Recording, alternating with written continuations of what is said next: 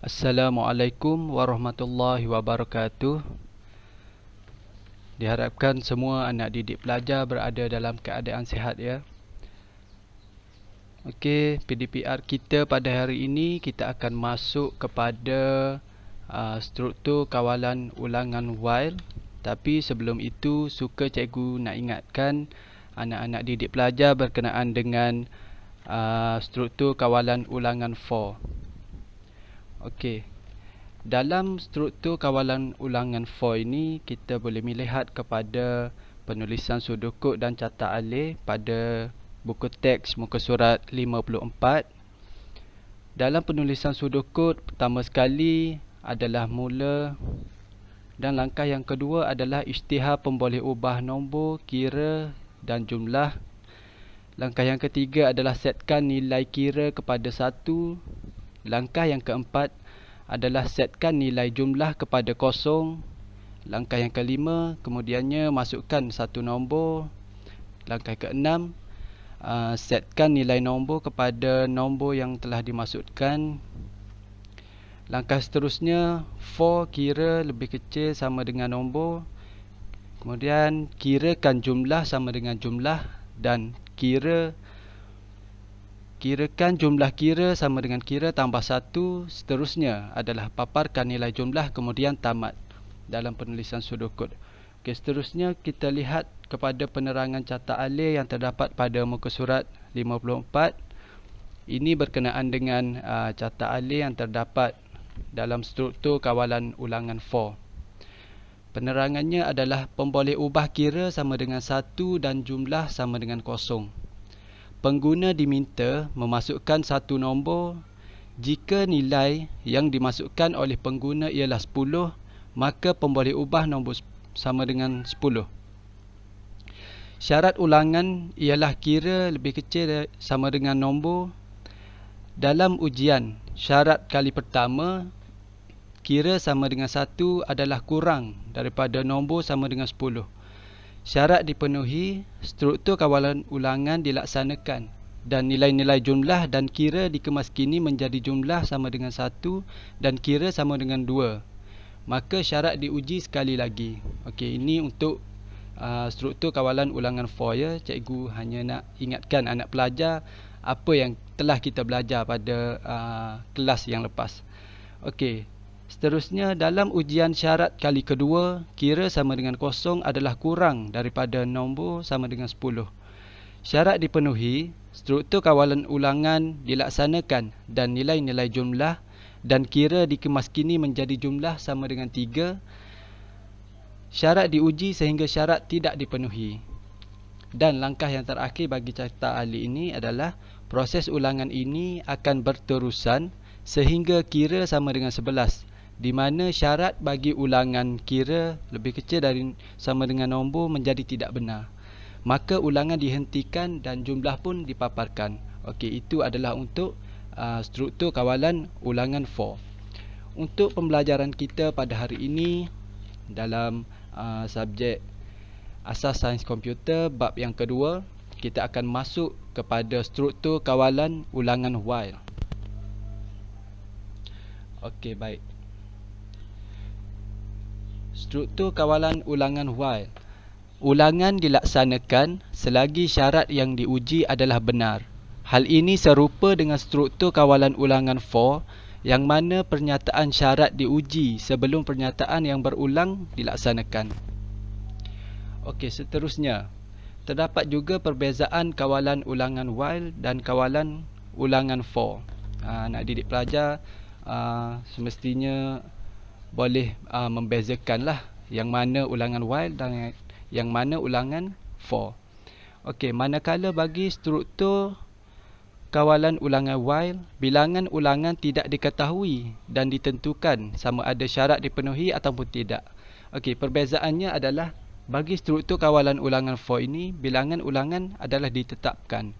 Okey, kalau struktur kawalan ulangan for, bilangan ulangan ditetapkan, tetapi berbeza dengan kawalan ulangan while di mana bilangan ulangan ini tidak diketahui dan ditentukan sama ada syarat dipenuhi ataupun tidak. Okey, kita pergi pada seterusnya. Rangka umum struktur kawalan ulangan while. Seperti mana yang anak didik pelajar dapat lihat pada skrin ini. Langkah yang pertama adalah pengguna memasukkan input. Langkah kedua, input tersebut diuji berdasarkan kepada syarat yang telah ditetapkan. Selagi syarat tersebut adalah benar, maka penyataan yang berulang akan dilaksanakan. Seterusnya adalah ulang langkah 1 kembali. Okey, sudokod struktur kawalan ulangan while. Dalam penulisan sudokod seperti mana yang terdapat pada skrin ini, pertama sekali adalah mula. Langkah yang kedua, minta pengguna memasukkan nama. Dan langkah yang ketiga, setkan P sama dengan nama yang dimasukkan. Langkah keempat pula, while P bukan ruang kosong, paparkan P. Langkah yang terakhir adalah tamat.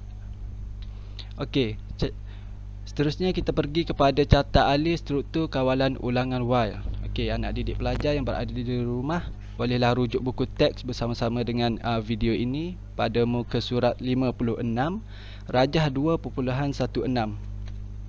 Okey, carta alih yang menerima dan mencetak nama yang ditaipkan oleh pengguna selagi nama yang ditaip bukan ruang kosong. Pertama sekali kita boleh lihat rajah 2.16 ini menunjukkan carta alih struktur kawalan ulangan while bagi satu algoritma yang menerima dan mencetak nama yang mana ditaipkan oleh pengguna selagi nama yang ditaip bukan ruang kosong. Okey, dalam rajah 2.16 ini kita dapat lihat pertama sekali adalah mula. Langkah yang berikutnya adalah pengguna memasukkan nama. Kemudiannya setkan P sama dengan nama yang dimasukkan. Okey, jika P bukan ruang kosong, maka tamat. Jika ya, paparkan P kembali, maka dia akan ulang langkah. Dia akan pergi kepada langkah yang kedua, iaitu pengguna memasukkan nama sehinggalah pengulangan itu tamat. Okey, contoh kepada struktur kawalan ulangan while ni, masalah dia pengiraan hasil tambah nombor yang dimasukkan sehingga pengguna menaip kosong. Maknanya pengiraan hasil tambah yang dimasukkan tu akan dikira dan diulang sehingga pengguna menaip kosong. Okey, dalam struktur kawalan ulangan while ini terdapatnya 3 langkah utama berkenaan dengan pengiraan hasil tambah nombor yang mana dimasukkan sehingga pengguna menaip kosong. Okey, anak didik pelajar boleh rujuk buku teks bersama-sama dengan video ini pada muka surat 57. Terdapatnya 3 langkah.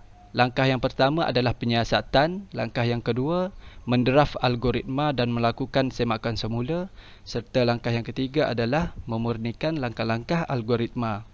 Okey, jika kita lihat pada buku teks contoh 2.4, pengiraan hasil tambah nombor yang dimasukkan sehingga pengguna menaip kosong. Okey, untuk langkah yang pertama melibatkan penyiasatan. Proses-proses yang terlibat, pengguna diminta memasukkan nombor-nombor yang hendak dijumlahkan.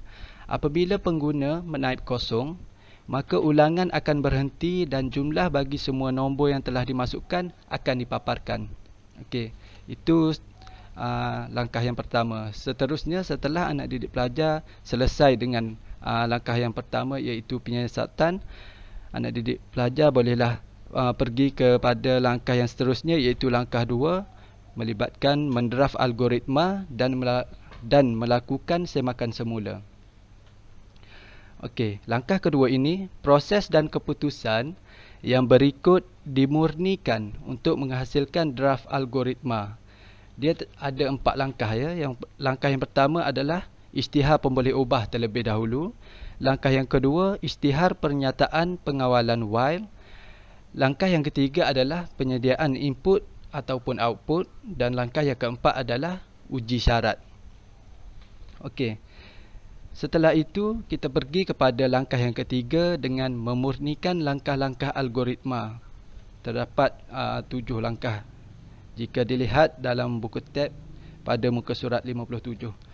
Okey, langkah yang pertama, isytihar pemboleh ubah jumlah dan nombor. Dalam memurnikan langkah-langkah algoritma bagi menggunakan struktur kawalan ulangan while, 2 pemboleh ubah perlu dikenal pasti iaitu jumlah dan nombor. Seterusnya, langkah yang kedua, setkan nilai jumlah kepada kosong. Kemudiannya, setkan nilai nombor kepada kosong. Langkah yang keempat adalah paparkan mesej, iaitu masukkan nombor. Okey, bagi langkah yang kelima, setkan nilai nombor kepada nombor yang dimasukkan. Okey, langkah yang keenam, while nombor bukan sifar. Okey, nombor bukan sifar ini adalah syarat untuk gelung berulang sehinggalah memaparkan jumlah. Okey, kemudiannya di bawahnya adalah kirakan jumlah sama dengan jumlah tambah nombor. Ulang langkah 5. Okey, pernyataan yang berulang selagi syarat yang diuji menjadi benar. Setelah itu paparkan jumlah setelah mendapat jumlah kosong lah. Okey, baik. Kita untuk pengukuhan, kita tengok kepada muka surat yang ke-58, iaitu kita lihat kepada penulisan sudokod dan lukisan catak alih. Okey, langkah yang pertama untuk menulis sudokod, pertama adalah mula. Langkah yang kedua adalah isytihar pemboleh ubah, jumlah dan nombor. Langkah yang ketiga adalah setkan jumlah nombor sama dengan kosong. Langkah yang keempat iaitu setkan nombor sama dengan kosong. Langkah yang kelima, paparkan mesej, masukkan nombor. Langkah yang keenam adalah setkan nombor sama dengan nombor yang dimasukkan. Kemudiannya, while nombor tanda seru sama dengan sifar. Kirakan jumlah sama dengan jumlah tambah nombor. Ulang langkah 5 yang tadi. Seterusnya, paparkan jumlah. Setelah pelajar memaparkan jumlah, maka tamatlah dalam penulisan sudokod. Okey, cikgu nak bagi tahu sedikit berkenaan dengan simbol seru ini. Simbol seru ini bermaksud tidak sama dengan. Oleh itu, syarat nombor tanda seru sama dengan sifar bermaksud selagi nombor yang tidak bersamaan dengan sifar, pernyataan dalam gelung while akan terus dilaksanakan. Okey, pelajar boleh lihat kepada lukisan catak alih yang terdapat dalam muka surat 58. Pertama sekali adalah mula. Kemudiannya isytihar pemboleh ubah jumlah dan nombor. Seterusnya setkan jumlah sama dengan kosong. Setkan nombor sama dengan kosong. Seterusnya paparkan mesej, masukkan nombor. Kemudiannya langkah yang berikutnya adalah setkan nombor sama dengan nombor yang dimasukkan. Jika nombor tanda seru sama dengan kosong, jika tidak maka paparkan jumlah. Jika ya, kirakan jumlah sama dengan jumlah tambah nombor. Maka dia akan ulang kepada langkah yang ketiga tadi, iaitu dengan memaparkan mesej, masukkan nombor. Okey, penerangan kepada catak alih ini, pertamanya adalah pemboleh ubah jumlah sama dengan kosong dan nombor sama dengan kosong. Pengguna diminta memasukkan satu nombor dan nilai nombor tersebut diumpukkan kepada pemboleh ubah nombor. Ujian syarat untuk nombor kosong dilakukan. Jika ya, proses penambahan jumlah sama dengan jumlah tambah nombor akan dilaksanakan. Kemudiannya, mesej yang meminta pengguna memasukkan nombor akan dilakukan secara berulang.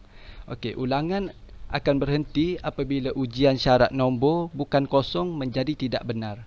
Maka nilai jumlah akan dipaparkanlah. Okey. Setakat itu kelas kita pada hari ini berkenaan dengan struktur kawalan ulangan while.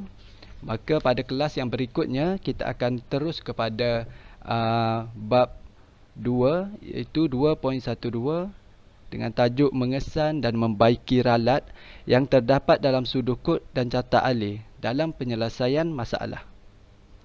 Sekian, terima kasih.